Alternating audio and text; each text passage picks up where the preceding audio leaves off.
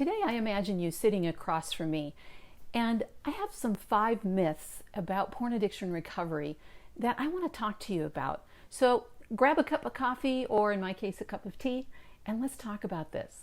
You know, when your marriage experiences damage and division from porn addiction, if you want to heal, you have to step back and look at what you haven't set as a healthy boundary and what you need to set.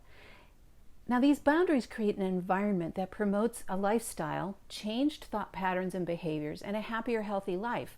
Sometimes boundaries get a rough rap, but really healthy boundaries create bumper lines for us, kind of like when you go bowling. Well, in order to be able to do this, you need to look back at the lies that you're believing. And today I'm calling those myths. And I get this from a book called Worthy of Her Trust by Stephen Arterburn and Jason Martinkus. As I read through this information, it was like a light bulb went off in my head. I recognized that I believed some of these myths as we were in our recovery. And all of these myths have a nugget of truth that gets blown out of proportion in the wrong way. Isn't that funny how we do this? Well, let's jump in. The first one is that time heals all wounds. We apply this myth to many difficult situations because we want to paint over the pain in our discomfort. And yes, memories do fade with the passing of time. That's the nugget of truth. But as an abuse victim, all it takes is one whiff of the right cologne, and I'm right back where that abuse occurred. Our minds have a greater capacity to storage than most complex computers. A computer can store 1 terabyte, and a human brain can hold 1 petabyte. Now that's 1,000 terabytes. I had to go look that one up because I had no idea what a petabyte was. And while computers might recall information in a split second, it does not make a qualitative ranking of that information like the human brain. That's why that whiff of perfume, a certain image, a setting, or an innocent action toward an abuse survivor causes immediate recall of that abusive incident. Time alone doesn't heal the wound. It just simply lies dormant until the next trigger. Well, here's your myth buster. When it comes to healing, setting the boundary is the first step. The rebuilding of trust and securing of the new information has to be done day by day.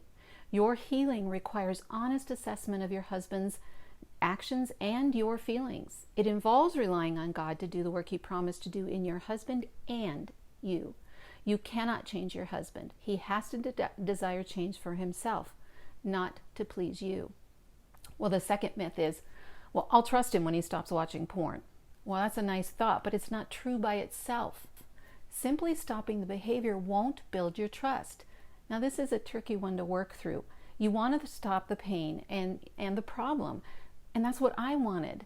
But even though Dave proved to me he wasn't watching porn, installed monitoring software on all his internet-enabled devices, I realized I didn't trust him still. Why? Well, God tells us that redemption involves acknowledging the sin and turning away from it to new behaviors and choices. So here's the myth busted. To make true life change and heal from addiction, you must observe your husband discovering new actions. Like in Psalm 51, David said that he recognized his sin broke his relationship with God and others, and the only way to achieve healing and build trust from that sin was to turn away from it and change his behavior. As Martinkus says, it's what you do in lieu of acting out that builds trust. The third myth is, well, if I take control, then maybe I can make him stop looking at porn. Really? Since when can you control another person? Because control doesn't cause heart change. You're just modifying the behavior. Now, in the beginning of your recovery, control gives you a semblance of peace, and it is appropriate. I get it. You've needed to employ some sort of damage control in your life, and I understand you need to do that right now, and it's good and it's okay. But as we look down the road, you're going to need to identify why you feel this intense need to control. So here's your myth busted. Do you feel it's insecure in your relationship? Do you believe you aren't enough for your husband? What drives your controlling behavior? All of these were things I had to deal with. When you recognize what's going on, you begin to discover new ways to change your thoughts, actions, beliefs, and attitudes toward your husband. And that sets you free to allow God to do His work in you and in your husband. You know, when I faced the reality of Dave's addiction, eventually I had to let go of the way I wanted Dave to recover. You see, God needed to work in Dave's life just as he was doing in mine. But the way that recovery work looked in Dave wasn't the way I thought it should look. So I finally began to pray for Dave more than trying to control him. And that's when I saw God doing his work. The fourth one is, I just need to pray more or become a woman of prayer. Yes, you do. Prayer is essential for you even more than for your husband right now. However, without a plan of action to change the behavior that got you into this situation, you won't get the results you desire. Now, don't misunderstand me on this one. Your lifeline during recovery is your communication with and dependence on God, period. God alone is your anchor in this crisis. The book of James tells us that faith without action is useless. And if your husband says he's not responsible to heal the hurt you feel, he's dodging recovery. While your husband works on his recovery, I encourage you to pray for him. Absolutely pray for him, but be praying for yourself as well. In fact, talk openly with God about the real pain you feel. Where do you feel destroyed? Tell God. Journal your fears, your thoughts, angers, and tears. Get it out in the open, where you can deal honestly with all of it. Pray diligently for healing for both of you.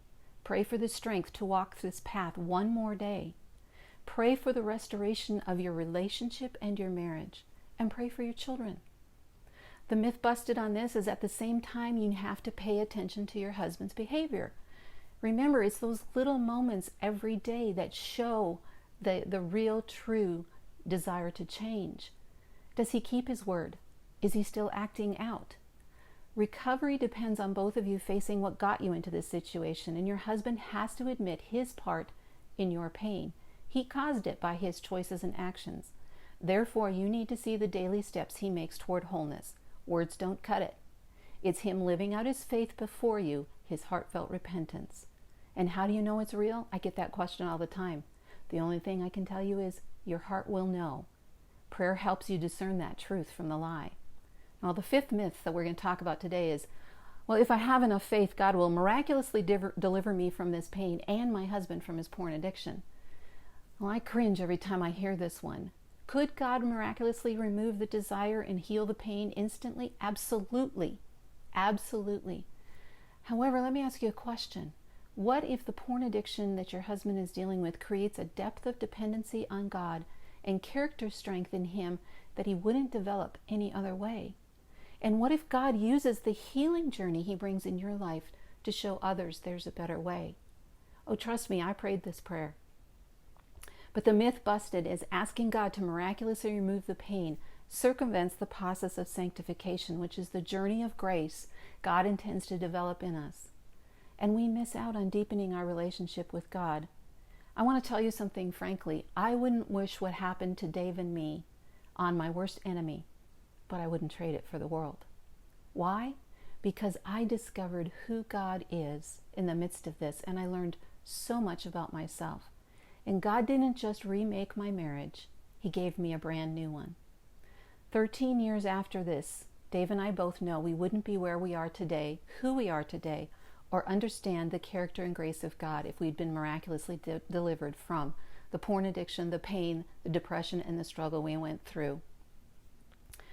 Well, which of these myths are you buying into? Maybe you're buying into more than one of them, like I did. Of those 5 myths, I probably bought into all of them. Actually, I know I did. So don't beat yourself up for this. Once you identify the lie attached to that truth, remember there's a nugget of truth in each one, you begin to heal. And each myth attacks your belief about boundaries as well.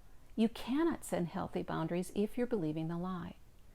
Well, if you need some help today and you want to know if your boundaries are healthy or if they're just self-preservation, let's talk. I've been there. The truth is there is a path to healing and boundaries and setting boundaries that will set you free. You will feel different, better, and find God's purpose for your life beyond this pain. So let's sit down real time and have a chat, whether that's a video chat, on the phone, or if you live in my area in person. Go to KirstenDSamuel.com. That's KIRSTEN, D as in Diane, Samuel, SAMUEL.com, and click the blue button. Until next time.